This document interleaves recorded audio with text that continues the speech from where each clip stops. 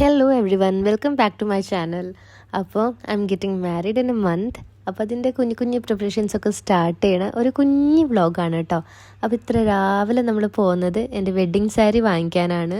Wedding sari നമ്മൾ വാങ്ങിക്കുന്നത് എൻ്റെ ഫിയോൻസേൻ്റെ പ്ലേസായ നാസിക്കിൽ നിന്നാണ് കേട്ടോ. വ്ളോഗിൽ വരും.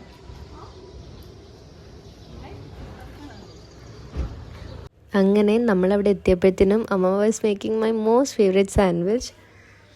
ഇതെനിക്ക് എപ്പോഴും ക്രേവ് ചെയ്യണ ഒരു അടിപൊളി സാൻഡ്വിച്ചാണ് കേട്ടോ.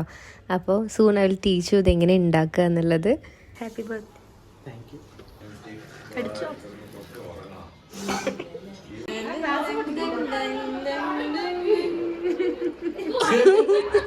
അങ്ങനെ നമ്മൾ ഡ്രസ്സൊക്കെ ചേഞ്ച് ചെയ്തിട്ട് സാരി വാങ്ങിക്കാൻ പോവുകയാണ്.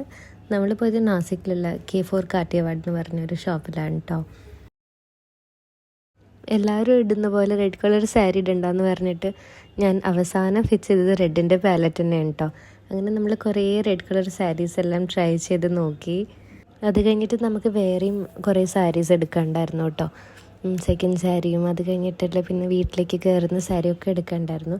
അപ്പോൾ കുറേ ട്രൈ ചെയ്തിട്ട് ഒരു 4 മണി 5 മണിയായിട്ടോ. എൻ്റെ എൻഗേജ്മെൻറ്റിൻ്റെ ഡ്രസ്സും I got it from the store. അടിപൊളിയാണ്. Anyone watching from Nashik can check it out. പിന്നെ നമ്മൾ സാഗറിനുള്ള ഔട്ട്ഫിറ്റും എല്ലാം ഫിക്സ് ചെയ്തിട്ട് അവിടെ നിന്ന് ഇറങ്ങി. എന്നിട്ട് പിന്നെ ഭക്ഷണമൊക്കെ കഴിച്ച് എല്ലാവരും ഭയങ്കര ടയേർഡായിരുന്നു കേട്ടോ. പക്ഷേ അതൊന്നും ക്യാപ്ചർ ചെയ്യാൻ പറ്റിയില്ല. എന്നാലും ഞാൻ ഉള്ള മൊമെൻറ്റ്സ് എല്ലാം ഡോക്യുമെൻ്റ് ചെയ്തിട്ട് ഇവിടെ ഇടാമെന്ന് വിചാരിച്ചു. എല്ലാവരും നല്ല ടയേർഡായതുകൊണ്ട് തന്നെ നമ്മൾ രാത്രിയത്തെ കുറേ പ്ലാൻസൊക്കെ ക്യാൻസൽ ചെയ്തിട്ടുണ്ടായിരുന്നു കേട്ടോ.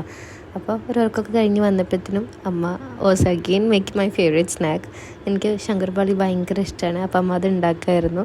അങ്ങനെ നമ്മുടെ തിരക്കൊക്കെ കഴിഞ്ഞിട്ട് നെക്സ്റ്റ് 12 o'clock ആയപ്പോഴാണ് നമുക്ക് കേക്കൊക്കെ കട്ട് ചെയ്യാനുള്ളൊരു സമയം കിട്ടിയത്.